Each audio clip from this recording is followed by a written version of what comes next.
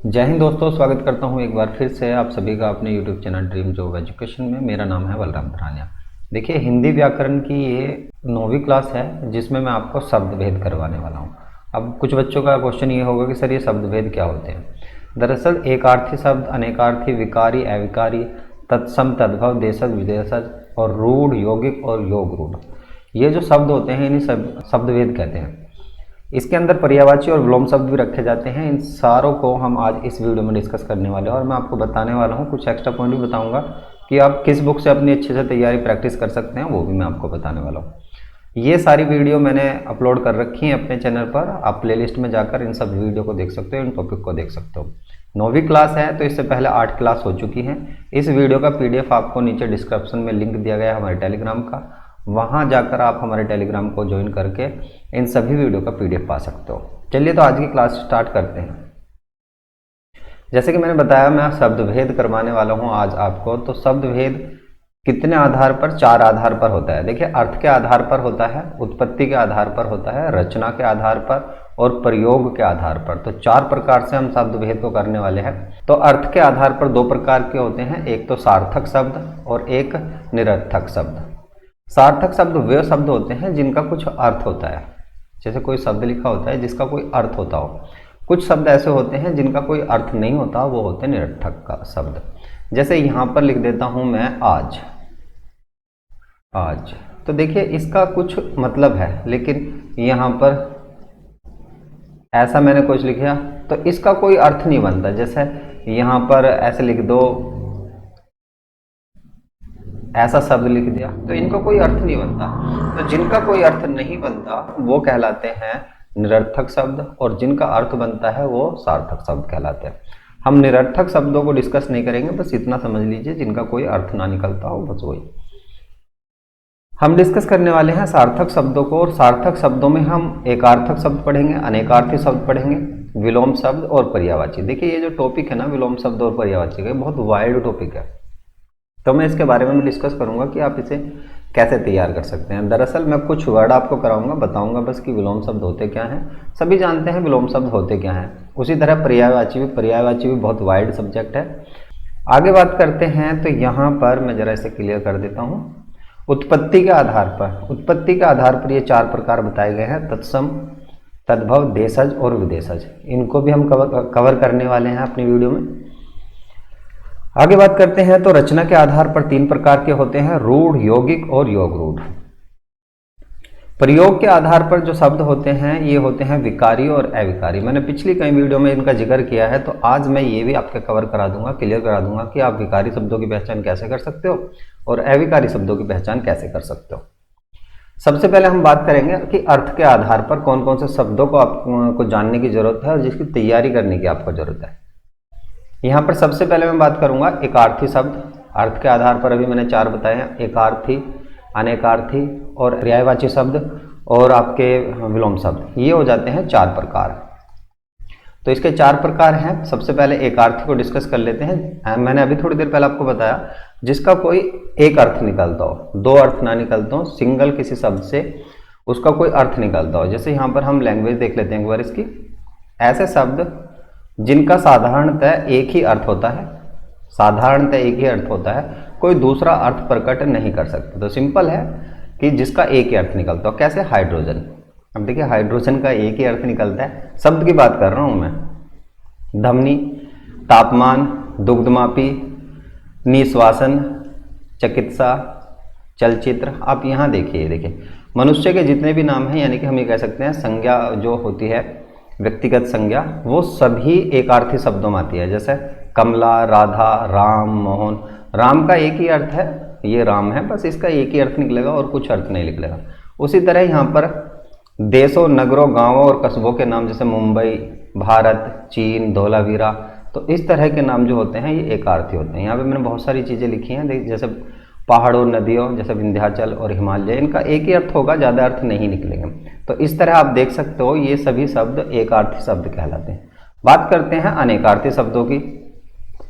तो अनेकार्थी शब्दों को आप कैसे पहचान सकते हो? यहाँ पर हर भाषा में कुछ ऐसे शब्द होते हैं जिनके एक से अधिक अर्थ निकलते हैं। तो ऐसे शब्द जिनका एक अर्थ के साथ साथ और भी कई सारे अर्थ निकलते हों, वो सब अनेकार्थी में रखे जाते हैं। कैसे, यहाँ पर देखिए, जैसे यहाँ पर है अरुण, इसको कहा जाता है सूर्य, तो सूर्य को अरुण भी कह सकते हो, लाल भी कह सकते हो, सूर्य का सारथी भी कह सकते हो, प्रभात का सूर्य भी कह सकते हो। उसी तरह यहाँ पर है अपेक्षा, इसे इच्छा, आवश्यकता और आशा कहा जाता है। तो इसके 3 अर्थ निकल रहे हैं यहाँ पर। तो अनेक अर्थ वे होंगे जिन शब्दों के एक से ज़्यादा अर्थ निकलता है। एग्जाम में क्वेश्चन बनता है, तकरीबन सभी एग्जामों में यहाँ से क्वेश्चन बनता है। अनेकार्थी को आप ऐसे भी कह सकते हो कि ये पर्यायवाची की तरह ही यूज होते हैं। पूर्ण पर्यायवाची नहीं होते, लेकिन होते बिल्कुल सिमिलरिटी पर्यायवाची की तरह ही। जैसे यहाँ पर है आपका अंश, अंश का मतलब हिस्सा भी होता है, कौन का अंश भी होता है और किरण भी होता है। उसी तरह अज की बात करें तो ब्रह्मा होता है, बकरा होता है, दशरथ का पिता और शिव, इन सभी को कहा गया है अनेकार्थी शब्दों में। तो इस तरह आप तैयारी कर सकते हो। यहाँ पे मैंने और भी वर्ड लिए हैं, सब आपको पीडीएफ में मिल जाएंगे, वहाँ से आप देख सकते हो। वैसे इनसे काम नहीं चलेगा। अभी मैं यहाँ पर 2 आपको पिक दिखाऊंगा, आप ये बुक लेकर तैयारी कर सकते हो। एक बुक तो होगी अरिहंत की, यदि आप बेसिक से तैयारी करना चाहते हो, आपको यहाँ पर दिखाई भी दे रही होगी। एक बुक तो होगी अरिहंत की और दूसरी होगी आदित्य प्रकाशन। आदित्य प्रकाशन बेस्ट बुक है यदि आपने प्रैक्टिस करनी है। जैसे मैंने सारे टॉपिक आपको समझा दिए, तो अब आपने प्रैक्टिस करनी है आदित्य प्रकाशन की बुक से। यदि आपको अच्छी लगती है तो मैं लिंक डिस्क्रिप्शन में प्रोवाइड करा दूंगा, आप वहाँ से भी खरीद सकते हो। तो नेक्स्ट के बारे में बात कर लेते हैं। उसके बाद आ जाते हैं अर्थ के आधार पर विलोम शब्द। अब विलोम शब्द क्या होते हैं? छोटी सी क्लासों से ही हम पढ़ते आ रहे हैं कि विलोम शब्द होते क्या हैं। किसी भी शब्द का उल्टा अर्थ जहाँ से निकलता हो वो विलोम शब्द कहलाता है। यहाँ पर यही लैंग्वेज लिखी हुई है, किसी शब्द के अर्थ का उल्टा अर्थ विलोम शब्द कहलाता है। अब यहाँ पर मैंने बहुत सारे वर्ड लिए हैं जो कहीं ना कहीं एग्जाम में पूछे गए हैं और आपके परीक्षा की दृष्टि से इम्पोर्टेंट भी हैं। देखिए यहाँ पर आ गया कृतज्ञ, कृतज्ञ का हो जाएगा कृतज्ञ, ये उपकार को मानने वाला, ये उपकार को न मानने वाला। अग्रज का हो जाएगा अनुज, ये छोटा होगा ये बड़ा होगा। वृष्टि, वृष्टि का हो जाएगा अनावृष्टि। उसके बाद अनंत का हो जाएगा अंत, यहाँ पर ऐसे भी हो सकता है आदि, आदि का अंत भी होता है। अति का अल्प हो जाएगा, अथ का इति इम्पोर्टेंट है। मूक का हो जाएगा वाचाल। उसके बाद क्षणिक का शाश्वत हो जाएगा। उसके बाद अल्पभाषी, अल्पभाषी को बहुभाषी भी कहा जाता है, बहुभाषी। तो आप ऐसे भी कह सकते हो जो ज़्यादा बोलने वाला होता है। अतिवृष्टि ये मैंने अभी यहाँ पर कराया है, अनावृष्टि हो जाएगा। अनाहुत जिसको बुलाया ना गया हो, आहुत जिसको बुलाया गया हो। यहाँ आ जाएगा अर्वाचीन, उसके बाद प्राचीन। अर्वाचीन नवीनतम होता है, प्राचीन पुराना होता है। उर्वर का हो जाएगा उषर। तो इस तरह आप इनकी तैयारी कर सकते हो। एक चीज़ आगे बढ़ने से पहले मैं आपको बता देना चाहता हूँ, दरअसल विलोम शब्द और पर्यायवाची, अभी मैंने पर्यायवाची नहीं कराए, तो पर्यायवाची के बारे में भी आप यहीं पर समझ लीजिए, क्योंकि वो मैं कराने वाला नहीं हूँ इस वीडियो में, काफ़ी लंबी वीडियो हो जाएगी। विलोम शब्द और पर्यायवाची ये कुछ ऐसे जैसे वर्तनी हुई, ये सारी चीज़ें ऐसी हैं जो बहुत ज़्यादा वाइड हैं और एग्ज़ाम में आपको इनकी प्रैक्टिस पहले ही करनी पड़ती है। कई बार आप देखते होंगे बहुत सारी वीडियो पर आपको कराते हैं, कोई टॉप 200 करा दिए, किसी ने टॉप 100 करा दिए। दरअसल ऐसा कुछ नहीं होता। 50% तो आप ये एग्ज़ाम में ऐसे ही सही कर देते हो, बच्चे 50%, तो उसके लिए आप बेटर है कि कोई बुक से तैयारी करिए।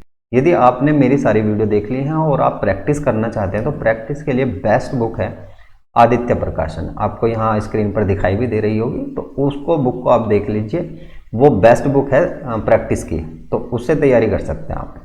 आगे बात करते हैं उत्पत्ति के आधार पर। उत्पत्ति के आधार पर देखिए तत्सम और तद्भव। हालांकि इसकी मेरी वीडियो प्लेलिस्ट में मिल जाएगी आपको, मैंने पहले करा भी रखा है, लेकिन जब मैं आपको शब्दभेद करा रहा हूँ तो ये सारा टॉपिक एक साथ ही कराऊंगा। यहाँ पर आप थोड़ा सा समझ लीजिए कि क्या होते हैं। तत्सम, तत्सम का कहा गया दरअसल होता है, तत् कहा गया है उसको, उस, और सम कहा गया है समान, उसके समान। उस किसके? तो संस्कृत के समान। संस्कृत के समान जो भी शब्द होगा बिल्कुल एज इट, वो तत्सम कहलाएगा। देखिए संस्कृत जो लैंग्वेज थी उसके शब्द यदि आज भी हमारी भाषा में ऐसे ही बोले जाते हैं तो वो कहलाते हैं तत्सम शब्द। यहाँ पर ये चीज़ लिखी हुई है, संस्कृत के वे शब्द जो बिना किसी परिवर्तन के ज्यों के त्यों आज भी हमारी लैंग्वेज में, हमारी भाषा में बोले जाते हैं, तत्सम कहलाते हैं। एग्जाम्पल देख लीजिए जरा, मैं इसे क्लियर कर देता हूँ एक मिनट। अग्नि, भिक्षुक, गृहिणी और ग्रह। देखिए अग्नि को आज आग कहते हैं, भिक्षुक को भिखारी कहा जाता है, भिखारी। उसी तरह ग्रह को घर कह देते हैं। तो अब परिवर्तन हुआ है इन शब्दों में। पहले संस्कृत में इस तरह ही बोलते थे, तो अब जब परिवर्तन हुआ है तो परिवर्तन होने के बाद ये कहलाते हैं तद्भव शब्द। उम्मीद करता हूं कि आपको ये चीजें समझ में आ रही होंगी। संस्कृत से उत्पन्न शब्द अर्थात संस्कृत के वे शब्द जो बदलाव करके हमारी लैंग्वेज में बोले जाते हैं, हमारी भाषा में बोले जाते हैं, वो कहलाते हैं तद्भव शब्द। अब देखिए, यानी कि उनका भाव रखने वाला। यहाँ पर देखिए मुख है, पहले मुख कहा जाता था संस्कृत में, अब इसको मुंह कह देते हैं। यहाँ पर ग्राम को गांव कह देते हैं या विलेज भी कह देते हैं। जैसे दुग्ध हो गया, दुग्ध को दूध कहा जाता है। भ्रात अब कोई नहीं कहता, या तो ब्रदर कहते हैं या भाई कहते हैं। तो इस तरह आप तैयारी कर सकते हो इनकी। तो उम्मीद करता हूँ कि आपको ये चीज़ें समझ में आई होगी, तत्सम और तद्भव। नहीं समझ में आई तो प्लेलिस्ट में आपको इसकी वीडियो मिल जाएगी, जिसमें मैंने इतने सारे वर्ड कराए हैं कि आप उसकी भी तैयारी करोगे तो आपका बहुत अच्छे से ये टॉपिक कवर हो जाएगा। नेक्स्ट बात करते हैं उत्पत्ति के आधार पर ही, जो मैंने आपको पहले बताए थे, देशज। उत्पत्ति के आधार पर तत्सम, तद्भव, देशज और विदेशज। देशज शब्द क्या होते हैं? वे शब्द जो हमारे देश में ही उत्पन्न हुए हों। दरअसल हमारा जो भारत था, पहले से ही भारत पर अलग अलग कंट्रियों से लोग आते रहे हैं, जैसे पुर्तगाली, डच, फ्रांसीसी, अंग्रेज और अरब कंट्रियों से भी बहुत लोग हमारे भारत में आए हैं। तो उनकी लैंग्वेज का कहीं ना कहीं प्रभाव हमारी भारतीय लैंग्वेज में मिलता है। तो इस वजह से जो शब्द उनके यहाँ पर यूज होते हैं वो विदेशी कहलाते हैं, और जो शब्द हमारी ही खुद की लैंग्वेज है, यानी हमारे भारत के अंदर उत्पत्ति हुई है, वो देशज कहलाते हैं। देखिए कैसे, झाड़, लोटा, कटोरा, डिबिया, खिचड़ी, खिड़की, कपास, घेवर। ये जो पश्चिमी यूपी है, यूपी में ज़्यादा फेमस है घेवर। तो ऐसे शब्द मैंने बहुत सारे शब्द लिए हैं। यदि मैं सारे आपको एक एक करके कराऊंगा तो वीडियो में आप भी बोर हो जाओगे और वीडियो में कवर भी नहीं कर पाओगे इन शब्दों को आप। तो ये आपको PDF में प्रोवाइड हो जाएंगे, वहां से जाकर आप इनकी तैयारी कर सकते हो अच्छे से। नेक्स्ट बात करते हैं उत्पत्ति के आधार पर ही। 4 बताए थे मैंने, ये लास्ट है विदेशज शब्द। विदेशज शब्द कैसे होते हैं? तो तुर्की लैंग्वेज के, पुर्तगाली जो मैंने अभी बताया आपको, अंग्रेजी, उसके बाद फारसी हो जाएंगे, अरबी हो जाएंगे। तो इसमें कैसे कैसे शब्द होते हैं, यानी कि वे शब्द जो आज भी हमारे कहीं ना कहीं लैंग्वेज में थोड़े बहुत यूज होते हैं। अब तो ज़्यादातर तो अंग्रेजी यूज होती है भाई, सभी ज़्यादातर अंग्रेजी यूज। देखिए मैं भी अपनी लैंग्वेज में बहुत ज़्यादा अंग्रेजी यूज़ कर लेता हूँ कई बार। तो ऐसे हिंदी में भी अंग्रेजी हम मिश्र कर लेते हैं, यानी यूज कर लेते हैं। तो अंग्रेजी भाषा सबसे ज़्यादा यूज होती है, तो इनको ही कहा जाता है विदेशी शब्द। भारत में विदेशी मूल की भाषाओं से, जैसे अरबी, तुर्की, फारसी, पुर्तगाली, अंग्रेजी, शब्दों की खूब प्रयोग किया जाता है, शब्दों का प्रयोग किया जाता है। तो वही है बस, जैसे यहाँ पर हो गया सुराग, मुगल, कालीन, कालीन, कैंची भी, कैंची बहुत ज़्यादा यूज किया जाता है। बहादुर, ये भी यूज किया जाता है। लाश, उर्दू, उर्दू खुद ही तुर्की भाषा का शब्द है, तो ये भी आपने याद रखना है, उर्दू लैंग्वेज होती है। तो इस तरह कर सकते हो। पुर्तगाली हो गया, आल्पिन हो गया, तौलिया, तौलिया यूज करते हैं। बाल्टी घरों में सभी यूज करते हैं। फीता, नीलाम, तम्बाकू। तो तम्बाकू तो देखिए पुर्तगालियों ने ही खेती कराई थी, सबसे पहले भारत के अंदर जो खेती करते हैं वो भी तम्बाकू की पुर्तगाली ही स्टार्ट करते हैं। अंग्रेजी सभी वर्ड जानते हैं, अंग्रेजी इसमें कुछ है नहीं। थर्मामीटर हो गया, कॉलर हो गया, डॉक्टर हो गया, अस्पताल हो गया, क्रिकेट, इंजन, ये सभी शब्द अंग्रेजी भाषा के हैं। फारसी भाषा के जैसे दुकान, चश्मा, शादी, पैमाना, इस तरह के। अरबी भाषा की बात करें तो कलम जैसे यूज करते हैं। मौलवी, जनाब, मामूली, वकील और माल, इस तरह के शब्द अरबी भाषा के। अब दरअसल इसमें सबसे ज़्यादा प्रॉब्लम क्या होती है ये समझिए।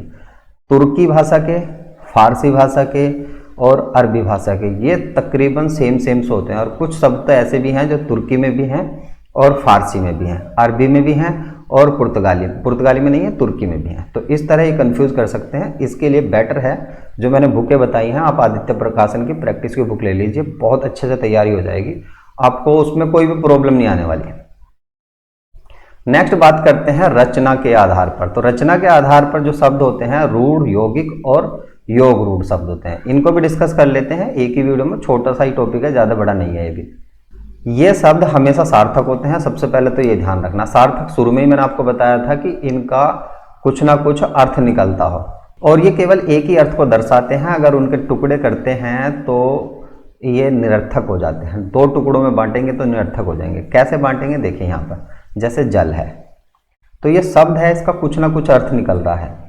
यहाँ पर जल को जय प्लस लय, इसमें तोड़ूंगा तो तो एक तो शब्द आया हमारे पास जय, एक आया लय, इसका कोई अर्थ नहीं निकलता, ये केवल वर्ण है और कुछ भी नहीं, इनका कोई अर्थ नहीं है लय का और जय का। उसी तरह यहाँ पर देख सकते हो ये है कल, कल पता है आने वाला कल हो सकता है, बीता हुआ कल हो सकता है।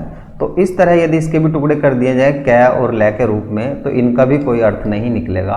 तो हम ये कह सकते हैं रूढ़ शब्द वे हैं जो जिनके फैक्टर नहीं किए जा सकते, फैक्टर करने के बाद कोई अर्थ ना निकलता हो, वही रूढ़ शब्द कहलाएंगे। उम्मीद करता हूँ कि आपको समझ में आ रहे होंगे। इसे मैं क्लियर कर देता हूँ। यौगिक शब्द, अब यौगिक बिल्कुल सेम है, ऐसे ही जैसे रूढ़ थे वे यौगिक से बनेंगे। देखिए यहाँ पर ऐसा शब्द जिसको यदि हम फैक्टर करते हैं, इनके तो फैक्टर करने के बाद कोई अर्थ नहीं निकला, लेकिन इनके फैक्टर करने के बाद अर्थ निकलेगा तो यौगिक कहलाएगा। यौगिक मतलब जोड़े हुए शब्द। स्वदेश, स्व, स्व माने स्वम होता है, और देश, यहाँ से देवालय, इससे अच्छा समझ में आएगा आपको। देव प्लस आल्य, तो एक देव हुआ एक आल्य हुआ। कुपुत्र, कु प्लस पुत्र, कु का मतलब होता है बुरा बेटा, बुरा मतलब जिसने कुछ गड़बड़ कर रखी हो, ऐसे कह सकते हो। आप तो बहुत अच्छे बेटे हो, सारे के सारे जितने भी स्टूडेंट अच्छे हैं जो पढ़ रहे हैं और पढ़कर अपने माँ बापों का कहीं ना कहीं नाम रोशन करना चाह रहे हैं, नौकरी लेने के लिए इतने ज़्यादा जागरूक हैं, वीडियो मेरी यहाँ तक देखी है, तो आप बहुत अच्छे हो और इसी तरह तैयारी करते रहिए, कहीं ना कहीं आपका सिलेक्शन हो जाएगा। मेहनत तो आपको करनी ही पड़ेगी। आगे बात करते हैं योग रूढ़ शब्द। अब योग रूढ़ क्या हुआ, दो शब्दों के योग से बने। अब ये भी दो शब्दों के योग से बने थे, ये भी दो शब्दों के योग से, योग रूढ़ हैं। लेकिन यहाँ पर थोड़ा सा आपने ये चीज़ देखनी है, ये शब्द जो होते हैं ऐसे शब्द होते हैं जो कहीं ना कहीं तीसरा अर्थ निकालते हो, जैसे लंबोदर। अब लंबोदर किसको कहा गया, लंब प्लस उदर, फैक्टर तो हुआ है लेकिन बताया है इसने गणेश जी को, यानी कि कहीं तीसरा अर्थ को प्रकट करते हो, ऐसे योग रूढ़ शब्द कहलाते हैं। दशानंद, दशानंद की बात करें तो 10 माने 10 होता है, आनंद का मतलब होता है 10 मुखों वाला, तो 10 सिरों वाला किसको कहा गया था, रावण को। तो हम ये कह सकते हैं रूढ़, योग रूढ़ जो शब्द होते हैं ये शब्द ऐसे होते हैं जो कहीं ना कहीं तीसरा अर्थ निकालते हो। अब इसको आप ऐसे समझ सकते हो, इसको बहुब्रीहि समास के रूप में रखते हैं, तो इसको हम रख सकते हैं बहुब्रीहि समास में। तो बहुब्रीहि समास के सभी वर्ड योग रूढ़ होते हैं, और समास की यदि आपने वीडियो नहीं देखी तो मैंने बहुत ट्रिक से समझाया है, वहाँ प्लेलिस्ट में आप जाकर उस वीडियो को देख सकते हैं। ये भी टॉपिक आपका खत्म हो जाएगा, और बहुब्रीहि समास कैसे समझ सकते हैं ये तो बहुत ही अच्छे से मैंने समझाया उस वीडियो में। यहाँ पर हम नेक्स्ट की बात करेंगे, तो नेक्स्ट आ जाएंगे जो हमने बताया था आपको प्रयोग के आधार पर। तो प्रयोग के आधार पर दो प्रकार के होते थे, एक तो विकारी, एक अविकारी। इन शब्दों का मैंने बहुत बार अपनी वीडियो में जिक्र किया है और बहुत बार ये आए भी हैं। आज ये टॉपिक आपका क्लियर हो जाएगा, इतना बड़ा ही है, इसी से आप बेटर समझ पाओगे, बस ध्यान से समझने की जरूरत है। विकारी शब्द वे शब्द होते हैं जिनमें लिंग, वचन, पुरुष, कारक और काल के आधार पर, इनके आधार पर कहीं ना कहीं कुछ ना कुछ परिवर्तन होता हो, चाहे तो बड़ी की मात्रा लग जाए, चाहे पूरा उसका अर्थ चेंज हो जाए, चाहे उसमें कुछ भी हो, थोड़ा बहुत परिवर्तन जरूर होगा। किसके आधार पर, लिंग, वचन, कारक के आधार पर।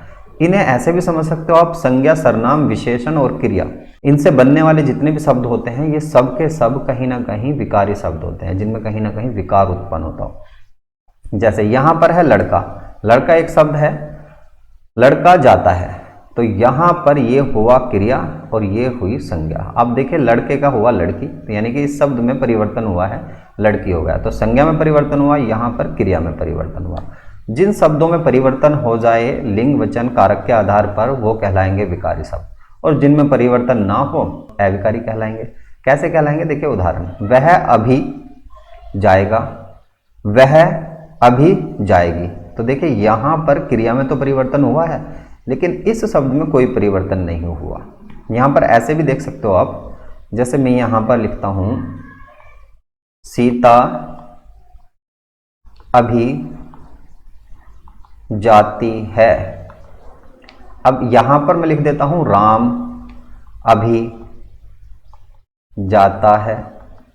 तो ऐसे हो सकता है, देखिए इसके आधार पर एकदम इसमें कोई परिवर्तन नहीं हुआ तो ये अविकारी कहलाएगा। जैसे किंतु, यहां, नित्य, आज, प्रतिदिन, यथाशक्ति, आजन्मा, अभूतपूर्व, बहुत सारे मैंने वर्ड यहाँ पर लिए हैं, तो आप इन सब वर्डों की तैयारी कर सकते हो। वैसे तो आप यहीं पर समझ गए, जिन शब्दों में कभी कोई परिवर्तन ना हो वो शब्द अविकारी कहलाएंगे।